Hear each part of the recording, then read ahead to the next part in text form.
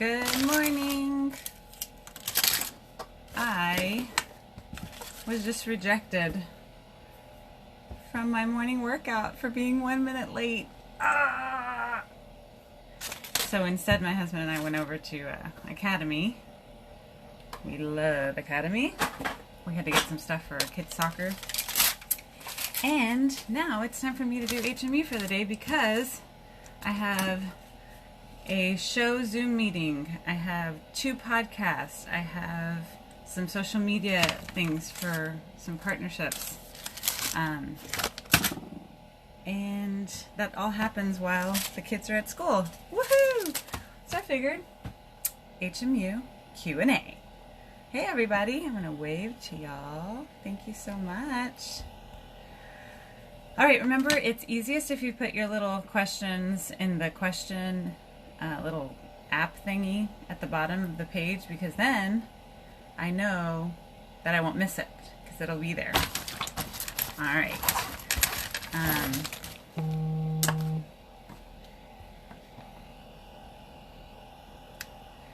Okay, somebody just asked, how do you get over a person? I'm assuming you mean romantically, but maybe not. It could just be like somebody that really got under your skin. Maybe you knew them for a while, maybe you didn't. So when that happens, I think distance and time are probably the only things that are going to help you.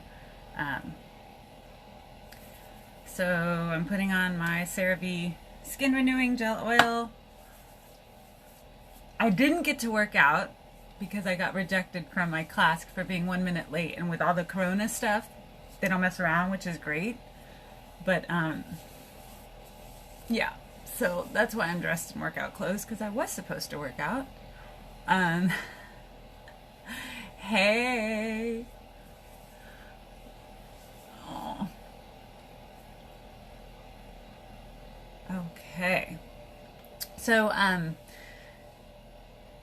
time and distance. Make sure that you try to have as very little contact as possible. Sometimes when you're trying to get over somebody, any contact, even if it's negative, reinforces that bond that y'all had, and it resets your getting over them clock, so to say.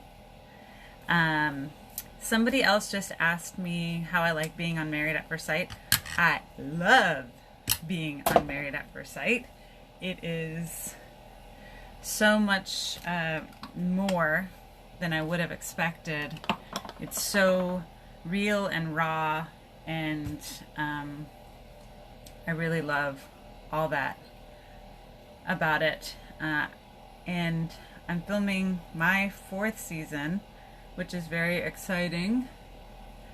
But it feels like it's like flown by. I had no idea that a year, at this point, a year and a half, almost 2 years since they first contacted me about being on the show, on this show particular, I can't believe that time went by so quickly. Like, it's insane. So, I love it. Love the experts, love the team, love the production company. All the higher ups seem to be really nice.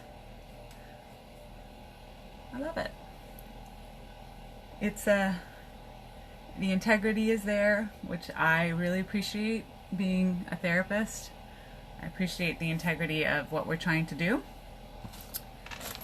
So, yeah. Next, I'm putting on my Stilla Stay All Day foundation. Ooh, I got some questions. Thanks, guys. Okay, so here's one that might take a little while. So my question is how to choose the right guy if you're a single parent. You're not just choosing for yourself, you're choosing for your kiddos as well. It is a huge decision, and choosing the right person is probably going to take longer than it would if it was just you. So I think making sure that you take plenty of time to figure out if this person has the same family goals long term that you do, if their parenting style or co-parenting style is something that meshes well with your parenting style, or if maybe it doesn't even mesh well, maybe it improves your parenting style. Maybe y'all can tag team when it comes to parenting. If they treat your kids with kindness and respect, and are able to take them into consideration, at least to the same degree that you do, if not more, that would be great. There are some really good examples of blended family dynamics out there. But there are lots of great guys and great women out there who are willing to take on somebody who is single with kids. And I think that you just need to take more time and make sure that it's something that you don't rush into. Even if the relationship feels good for you, you have to take into consideration that your kids are a part of it as well. So yeah, thanks for that question. Okay. Do you book couples via Zoom during the pandemic? The answer is yes and no. So we don't use Zoom. We use a HIPAA compliant platform. But yes, I am absolutely seeing all my clients virtually. That is how I've been doing things for a while, and especially during my filming season, which now is like year-round. It works amazingly to be able to see clients whenever I can, even if I'm not in the office. And because of the pandemic, for sure. Even though in our offices we're able to do masks, we're able to do social distancing, we can do all that. We prefer virtual whenever possible, just because it helps everybody feel safer. Thanks for that. Okay. Already answered this one, so thank you for that. And then, how much counseling do the couples get? Do they get more than we see on TV? Yes. The experience, because, just from a logical standpoint, the experience that the couples have and that we, the experts, have is always so much more than what you see on TV. They are being filmed week round pretty much. Sometimes they get a day off, but I don't know what those days are, and sometimes it just depends. So yeah, they are, as far as the work with us, there's so much more that y'all won't see, and that you're starting to get to see more of. I noticed this season you're starting to see longer I guess segments that, I don't know what just happened, but it said that it disconnected. So I don't know if it's back on. So I'm going to get off, start back up, and see what happens. Okay, so part 2, because IG, I think, just cut that one short. The question that we were working on, as everybody gets back on, was, do the couples get more counseling? What kind of counseling do they get, and then how much do they show? Long answer short is that yes, you definitely always see a fraction of what they go through, because they are filming each couple for at least 40 hours a week. And if you do the math, we're only showing you 2 hours a week for all the couples. So there's a ton that happens for them, especially because like our sessions with them, which I can't say that they're counseling sessions. I do counseling, so I know what a counseling session is like, and it's not the same. It's not bad, it's not better, it's not worse, it's just different. And each of our visits with each of the couples is like 2 to 3 hours. So when you see us say maybe 3 or 4 things coming out of our 3 or 4 sentences, that's out of 3 hours or 2 hours, and so it's not possible. I mean, it's just not possible. We would have to be, doing like a live stream, the entire season, in order for you to actually get to see as much as what happens. But that's a totally different thing, and I don't know that everybody would want to see every single thing that's happening. Maybe, I don't know. Would y'all want to see like a live stream of what's happening with us and with the couples? I don't know. So yes, you're only seeing a fraction. If you wonder like, well, why didn't she ask this, or why didn't he ask that? We probably did. Within those 2 or 3 hours, we probably did ask, but for y'all's sake, for the sake of the viewers, editors are really good at making sure they get to the point. Like, they know that they have your attention for only 2 or 3 hours a night, so they want to do their best to make sure that it's captivating, that it's useful information, that you're going to get a kind of like a broad picture, because if they went into all the details, you'd be like, but where did that come from? And why would she ask that? And so I think they do an amazing job, especially trying to make an episode that you really like. Do y'all like this season as much as I do? I am loving this season. And I lived it. And I still want to watch it. I'm watching it every week just like y'all are. I really, really... I'm like, every couple, I'm just like, what's happening? What's going on? And I was talking to someone last night. It was so funny. I was, again, long story short, there was a fan of the show. I didn't realize she was a fan of the show, and we were talking about it, and then we started to realize, oh, she watches too, and it was so awesome because we were just talking about how wonderful it is to see so many different layers to each participant, and how nice it is to see that there's so many redeeming qualities to every single person, especially this season.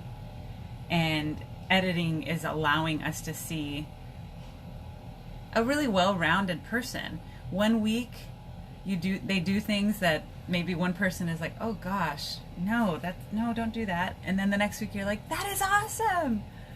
Like, applause, because you just nailed it. So I love that you're getting to see what we see, which is that our participants are multidimensional, just like most humans are. So I think it's really nice that y'all are getting to see all of that. Yeah, let's see what other questions we've got. Oh, okay. Was it difficult to get used to the cameras on Married at First Sight? Were you nervous at first? Did you have any previous experience on camera? So I was fortunate enough to do a lot of live stuff here in my hometown of Houston. I have relationships with different news stations here, like local stations here, and I was able to do a lot of live stuff, which, believe it or not, is, I think, a lot easier than doing the pre-recorded things, because live it's just like having a conversation. We just do it. There's no like wrong answer or anything. You're just talking. There's no need to be like, oh, let's stop and try that again. So I really like live stuff. So I was used to that. I was used to, like, you go in, you talk about what you do. These are all things that I'm used to discussing because it's my expertise. Don't really have a lot of nerves about it. So with maps, first of all, I was walking into an established show. Like, this is something that's been going on at that point, had already aired 8 seasons, which is huge. Like, that's huge. Going into a panel of experts that was already established and had been together at that point forever. So I don't know. That was definitely nerve-wracking. But they're so nice. They're so nice, and everybody was so welcoming. So that helped a lot. Yes, I would get nervous at first. Like, you walk into a room and there's like 4 cameras. And now things are different, but let's talk about how it was then. It was nerve-wracking, but at the same time, like, the minute you start talking to someone, which I do every single day, all day, in my practice. I'm a therapist, in case people are on that don't know. I'm a licensed marriage and family therapist and a certified sex therapist, and I have my private practice. I still have my private practice. So I do that day in and day out. Talking to people I have no issue doing. And all of the cameras and everything just kind of fades away. The biggest difference now I've noticed as far as nerves is that I'm more nervous for the people in front of me. I'm so much more aware that this is totally foreign to them. They don't get it. Before I maybe felt like one of them in front of the cameras, but now I'm like, oh my gosh, I keep forgetting that they're still like, what is happening? There's like people, and what do I need to do? And do I need to talk really loud, or do I, am I being too loud? Like, there's a whole lot of butterflies that I feel for them now. That's the different part. I'm still getting used to like just being myself and feeling comfortable on camera. I feel like y'all are gonna see me getting more and more comfortable on camera this season, especially for the interviews, which is our commentary in between like clips, I guess, or segments. I don't really know what it's called, but that I feel like I'm really trying to just like relax through it and not be like a pageant queen or a robot. So I try, but in the end it's just going to be whatever comes out of my mouth, and how it comes out of my mouth is the way it's going to happen, and I'm okay with that because authenticity is important. Let's see. Has this show changed your approach to your practice in any ways? That's a good question, but I don't think so. Because psychotherapy and giving advice on a show are pretty different. So, and I've always been pretty succinct and kind of straight to it and efficient with my words in my practice. So, no, I don't think it makes it any different. And the truth is, I think a lot of my clients have no clue that I'm on a show. Which is great. Like, they're not there to talk about that, and I love that they just know who I am in the office and not worrying about what I said to whoever last week. So that's great. I am from Houston, born and raised. I only went away for college and graduate school, came straight back, live in Houston, work in Houston. My practice is in Houston. We also have a second location in the Heights. I don't go to that one because it's too far for me, but we're doing everything virtually anyway, so we do have some therapists who are able to see clients in office right now, but I am not. Okay, I think I'm gonna switch to eyes. Okay, what else is going on? Let's see.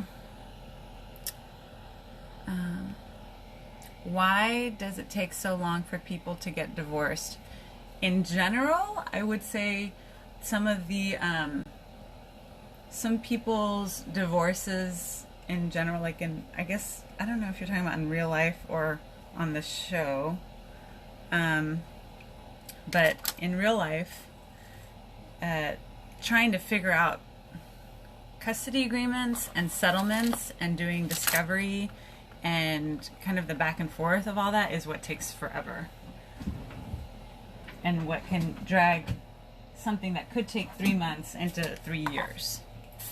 On the show, I have no idea.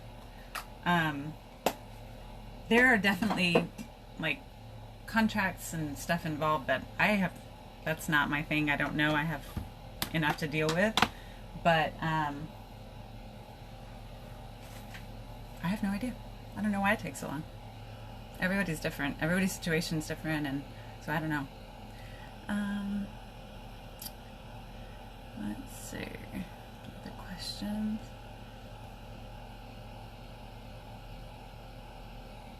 How many people do you actually choose the matches from after everyone has signed their contracts? I don't really understand that question. I'm sorry.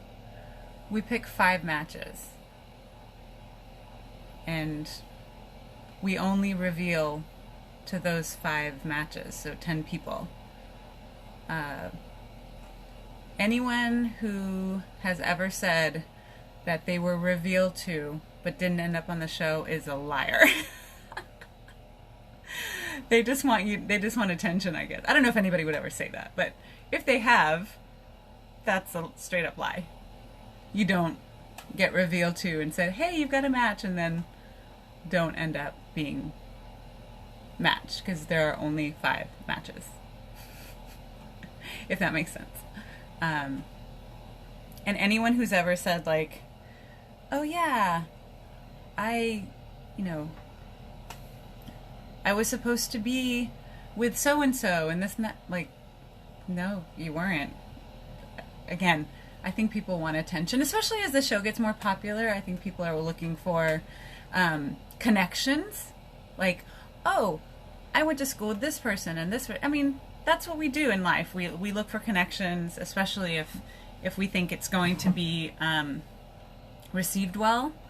So I can't say that those people are lying, but what they're saying, you just need to be wary of it, because they're saying something about people they've known in the past.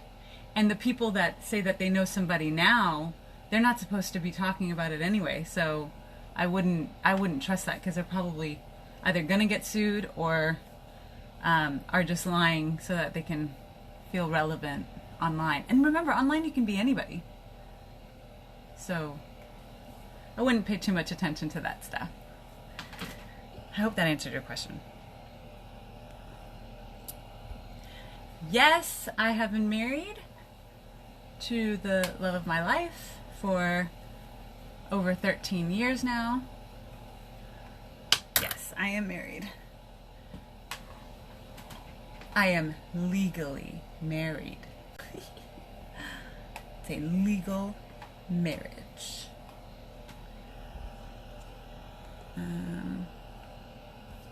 Let's see.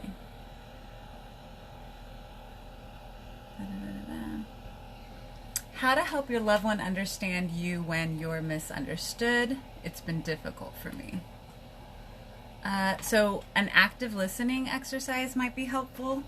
And what that looks like, and this sounds really like cheesy, and it sounds like you might think, okay, well, why would somebody do that? Well, if you're having trouble with communication, then you have to do things a little differently. So that's why. So what I would ask you to do is summarize what you're trying to say in 4 to 5 sentences only. Okay? Immediately after saying those 4 to 5 sentences, ask your partner, okay, help me, tell me what you heard. And then your partner will respond in as best that they can using your language, like almost like they're actually imitating what you just said and repeating that back to you. Not what they think they said. So it's not going to be like, well, what I think you said was that you're feeling like, going away this weekend is going to be overwhelming. That's the right answer if you said, I'm feeling overwhelmed by the thought of going away this weekend. Okay? So it's not about what they think you said or what they extrapolated from what you said. It's literally just repeating what you said. So then, as soon as they're able to repeat what you said accurately, then they ask you, is that what you meant? Like, is that accurate? And if you say yes, then you move on to the next thing, which is you ask them, okay, so how would you like to respond to what I just said? And then they respond. And then they ask you, okay, repeat what you just said. So it's about getting out of trying to interpret the meaning underlying people's words and just getting back to the facts, which is somebody's talking, you're listening. and you're going to prove to them that you're listening and that you heard them and that you're not thinking about your response or thinking how it makes you feel, you are literally just listening to their words and taking it in. Because oftentimes that's where misunderstandings happen. You're taking in information, you're processing it with your feelings very, very quickly, and it ends up being inaccurate. So that's what I would say for when you feel it misunderstood. Okay.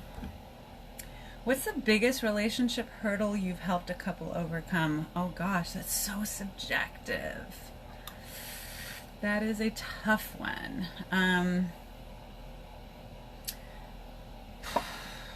Let's see. I think overall, if I'm just, thinking very quickly, two situations or issues tend to come to mind. One is if someone has fallen out of love or allowed for love to leave the marriage or relationship and there are kids involved. That's like the most heart-wrenching situation. And sometimes I'm able to help them find that love again and grow back into love again. But depending on what the situation is and how long they've been disconnected in that way, it's just not salvageable. And with kids, it's just heartbreaking. Even without kids, it's just heartbreaking. The other situations that tend to come up that are very, very challenging are when there are multiple infidelities.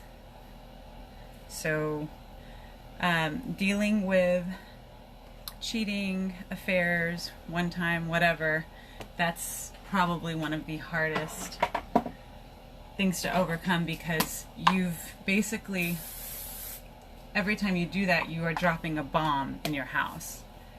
And it's really difficult to overcome the destruction, emotionally and physically, that infidelity and cheating causes. And it's usually very long term. So, and if there's multiple, if it's like one person and the other, and one person and the other, and there are kids involved, and there are, and this happens, in long distance relationships. This happens in short term, long term. It happens after 20 years. It happens after 2 months. I mean, all of those situations tend to be the most challenging, because you're just creating more and more scarring, more and more pain, more and more distrust. And as y'all, I'm sure give me a thumbs up if you have ever been lied to. Even just a simple lie creates a sense of something's not right. And when you feel like something's not right in your relationship, it bleeds over into everyday life. And it's uncomfortable and it stinks. So yeah, those are probably the toughest.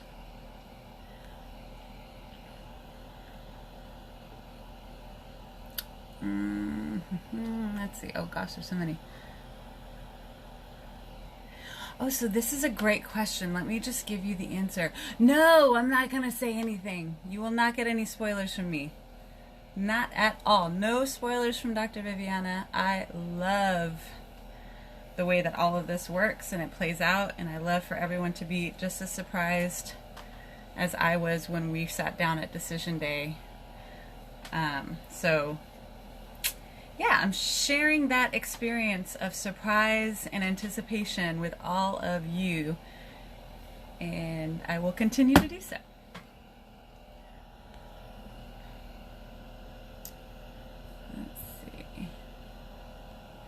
All right, you handled it well when it seemed like Beth called you a bee. Has anyone else ever disrespected you? Like in life? I'm sure, yes. I tend to handle it the same way, though. I don't, and this is maybe a lesson in communication and dealing with conflict. If somebody disrespects me in real life or on the show, I don't automatically assume that what I felt or what I heard is the truth. So I'll ask, like, did you say this? Or did I hear this correctly? This is what I heard. Because oftentimes, just in that question, you're going to diffuse them, because hearing it back, they might say, like, they might, one, think, oh my gosh, I just said that and they heard it and she's about to respond to what I just said, and give them a chance to back out of it. Like, oh, no, what I meant was this, or no, or they'll say, yes, it is. And then I can say, okay, so now the feelings that I have are confirmed, and now I can tell you how I feel about that. But for the most part, people are so respectful about my role on this show and in this experiment and in this process, because they have no reason to believe that we're out for anything but the best and the betterment of their marriages, and treat me well. So yeah, it's great. Okay, I'm totally gonna turn that off.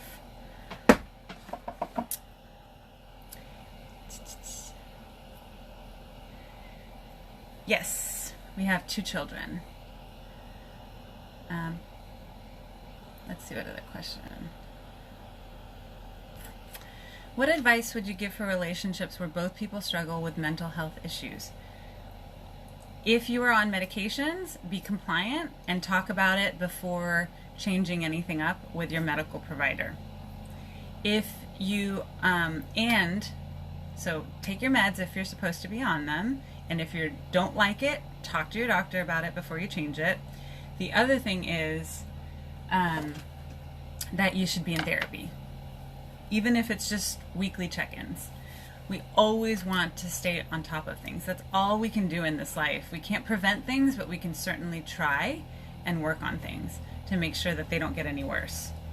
You owe it to your relationships. You owe it to the people around you. And that's that. Let's see.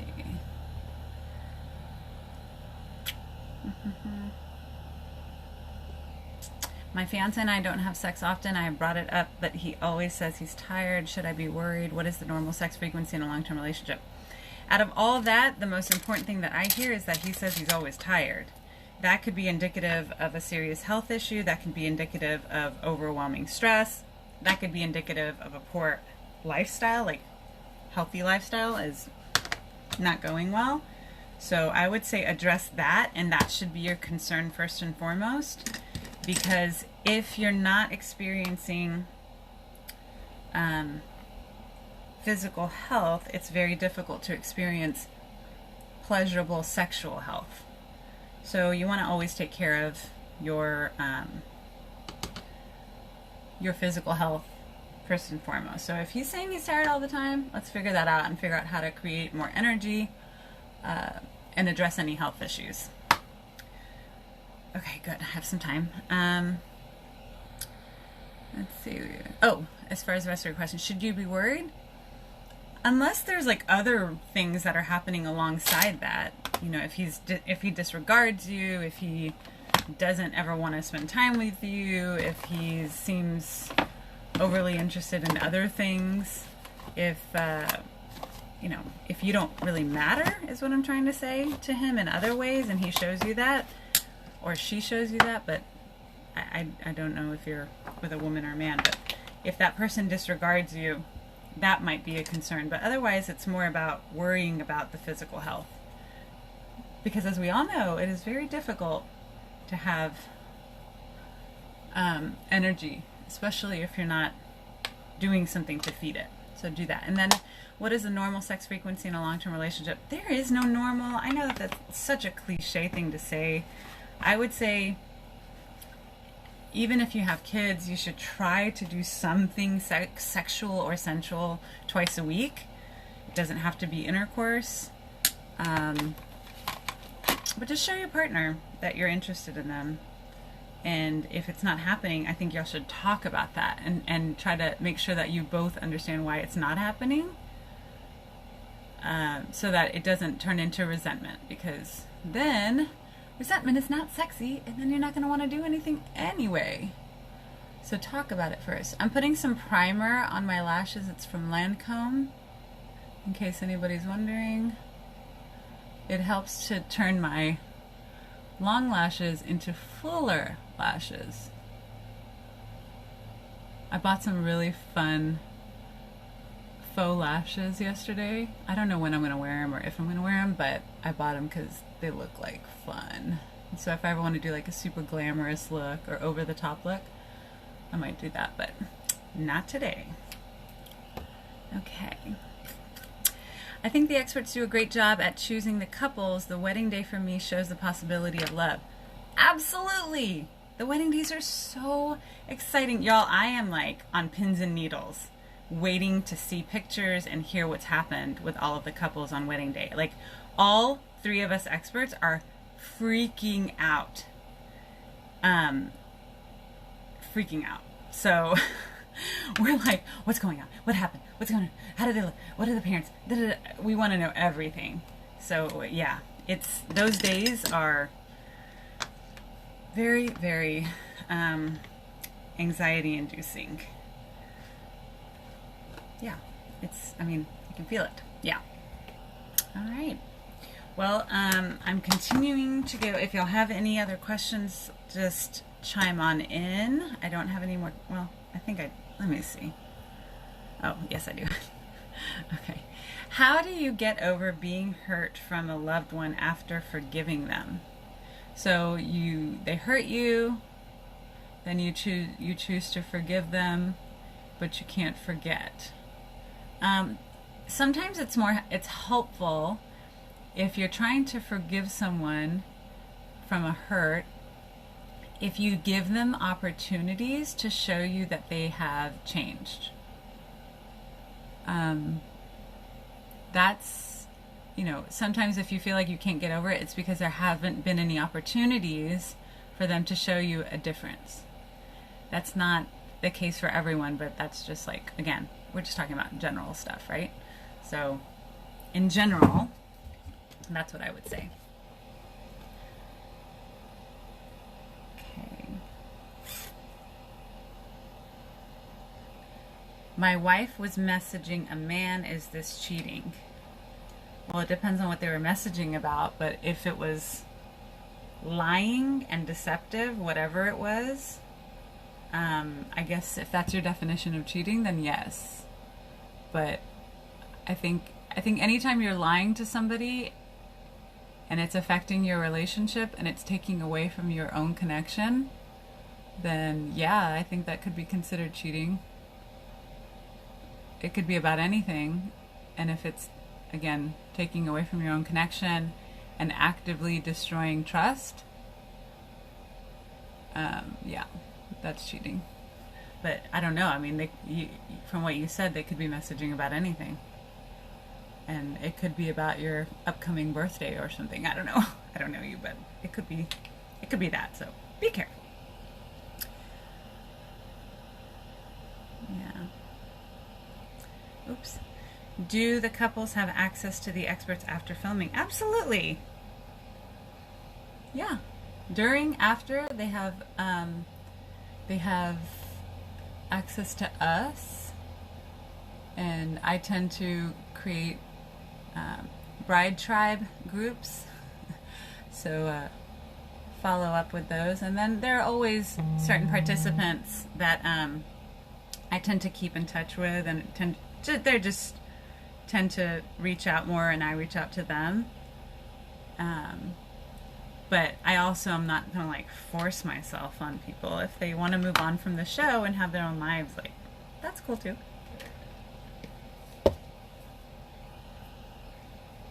Okay. What else? I think I've got all my makeup happening. Oh, maybe some lower eyeliner. Any other questions? Oh, let's see. How annoying was Zach's attitude or personality during season 10?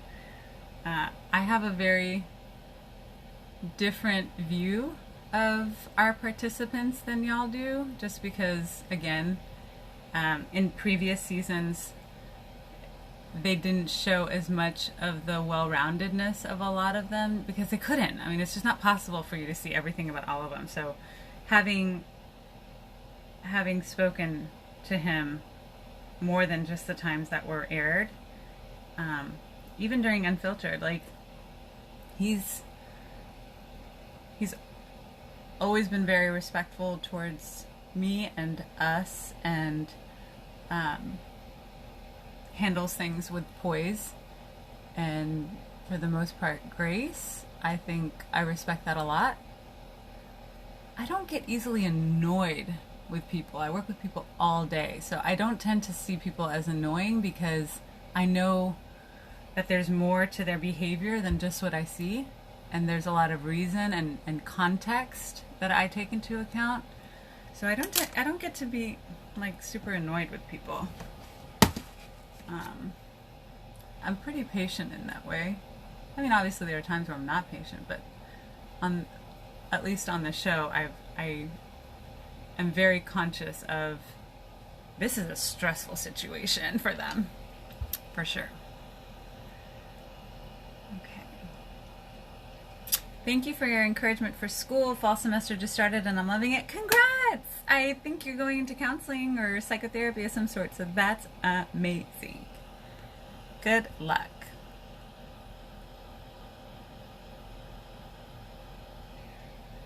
You are awesome. I love watching you lead on the shower. I'm going to go with show because nobody's looking at me in the shower, except for maybe my husband, but no. Thank you. Thanks for the compliment.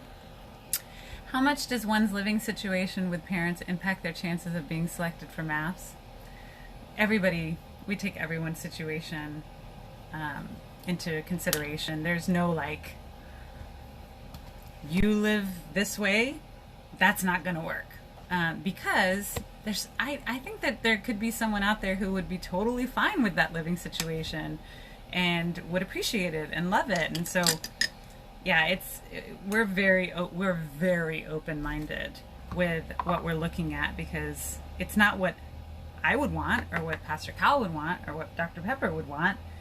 It's what a potential lifelong partner for this person would want. So we're very conscious of that.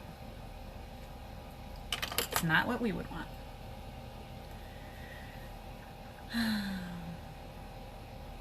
My god sister applied, but she is so picky. Well, maybe you should, send me her name so we can flag her. No, I'm just kidding. Yeah, if you're super, super picky, it's going to be very difficult for us to find you a match, and much more so, it's going to be difficult for you to be successful in your marriage under these circumstances. So just be mindful of that. Okay, when am I going to write a book? I am writing a book. It just takes a lot of time and energy and focus. It's hard to do. I've always admired people who write books, but man, I've got my Houston relationship therapy chapstick. Love it. I should do a giveaway with some of my swag. I have all sorts of fun stuff. Yeah. Okay, so I think I am ready. Got to get ready for this meeting. Thank you all so, so much for joining me. I think it's fun. I hope you have fun with this. It's definitely killing two birds with one stone, so I appreciate that. Have a wonderful weekend. It's a big weekend. So I hope it's great for you. All right, take care, guys.